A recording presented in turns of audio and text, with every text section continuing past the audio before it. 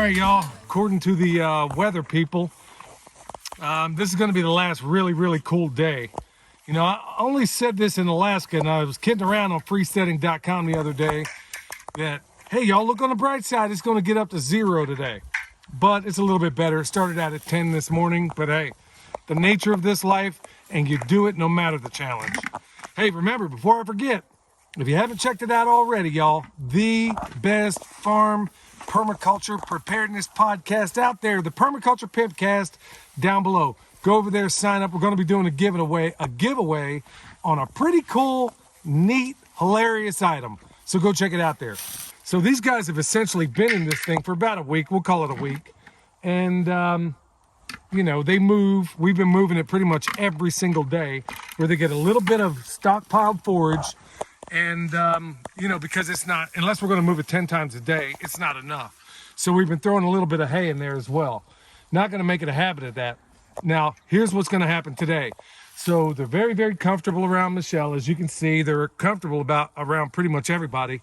And we're going to let them out. So we're going to take them out of this cage. They know, hey, this is where I go for shelter. This is where I go for water. They know all that. And so now they're going to get the wide expanse of the great outdoors. And then here's the cool thing about this is that right now, this is their fence. The ground is so solid right now that we can barely, we were planning on moving the shelter that way. At the same time, go ahead, you know, repositioning the fence, the whole 9 yards. But honestly, the ground's so doggone solid right now that we're not sure we'll be able to put the spikes back in. So like I said, it looks like this is the last day of this really frigid stuff. And as a little side note, y'all, literally when I started out this morning, that sky was as blue could be. Bunch of planes came by, and maybe you can't see it from your perspective. A bunch of planes came by, and then all of a sudden it just went to a smoky blue-green sky. How about that? Anyway, I digress. What they're going to do, this is our silvopasture area that we're working on. It's not anywhere close to complete yet, but this is the cool thing about it. These sheep do a lot of browsing as well. There's a lot of things up there, like they've been working. They will eat this multiflora rose. They will work it over to a certain extent. I've seen it before. We got a lot in other places. That's their benefit. They're going to work that over, but here's what else they're going to do. We're going to get them up in those woods, and there's also a lot of cool, beneficial things that they're going to eat up in there. Some of it being acorns and stuff like that, a lot of awesome tannins. Maybe we can get Michelle to talk about the benefits of having them go through a place like that. They're going to be up in there. They're going to get all the medicinal things they want. Even some of those things that some people call poisonous or toxic or not noxious to animals like this. They'll just consume what they need of it. And that's just, you know, they know exactly what they need. Like I said before, my little disclaimer, I've never seen an animal kill itself when it had availability of things that it could eat. It will partake just what it needs. All right. Like I said, this acclimation period has been very deliberate and intentional. They're very comfortable. They've adjusted faster than any other sheep we've ever brought around here. Highly intelligent. We even had this fence, this electro net hooked before we put the wood down below. We had this electro net. Sorry, y'all, it's cold. My tongue ain't working like it ought to. We had it situated along the front. And then when one of them would get down here and nose up against it, of course, the bottom strand on this one isn't hot. As soon as they'd hit this, bam, go back the other way. I saw 2 of them get blasted. So they already kind of got, it's almost the same thing you do with pigs, where you train pigs to an electro net long before you put them out on pasture or a glen or anything like that. We're doing the same thing with these guys. So they know what this is. They also have the benefit of our Judas sheep, Walter, who's like saying, hey, let me out. So anyway, we're going to let them out here in a second. But Michelle, what's the benefit of letting them have access to woods like this? So there's a lot of medicinal products that the sheep can get from running in the woods.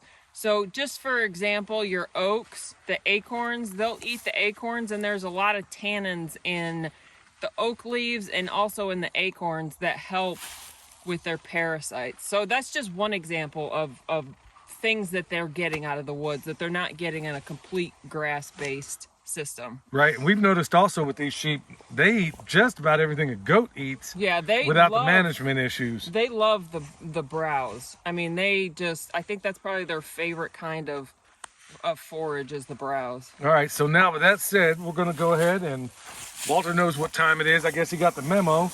And we're just going to go ahead and open up this little sheep tractor that Michelle welded together. And we're going to see what's up.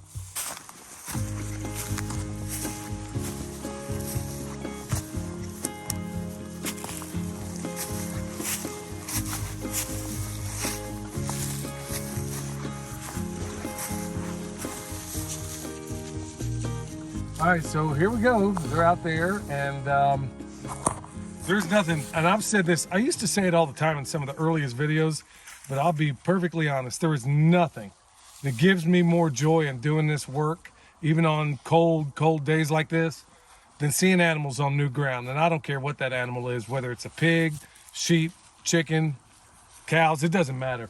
You see everything change about their behavior when you put them on new ground or things they haven't had a chance. It's like you see the adventure in them. And you'll also see depending on the animal, you'll see a sudden hush come over all of them, as if they're just so consumed and elated with what they're doing that they don't, they're just like on the business. And typical with sheep, they'll browse one thing, go over here, hit another one, and so on and so forth. It's just so cool to watch.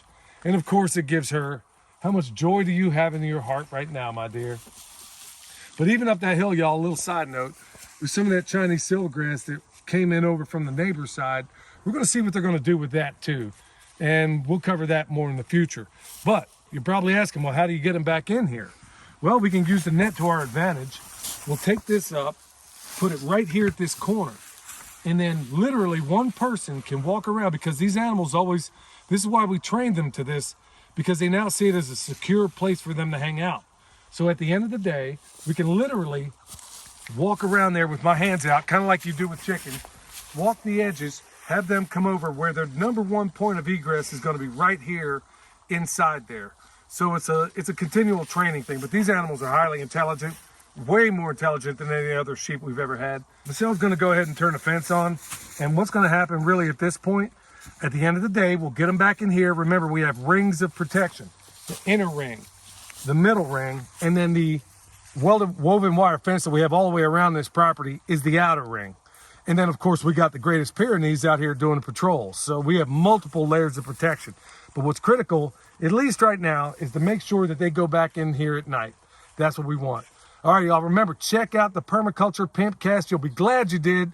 We still got comfrey for sale, bone sauce, the world's best deer repellent. We sell it right there at our website. EMP shield, freeze dryers, all those things that you might be thinking about buying right now, you can see all those down below. All right, y'all. Also, I'd be remiss if I didn't point out also that we have a cool, awesome pig butchery video. I'm also a butcher. That's what we do. Till next time, this is Billy from Perma Pastures Farm, where permaculture is my passion, y'all. And this is a big reason why. We'll see you next time.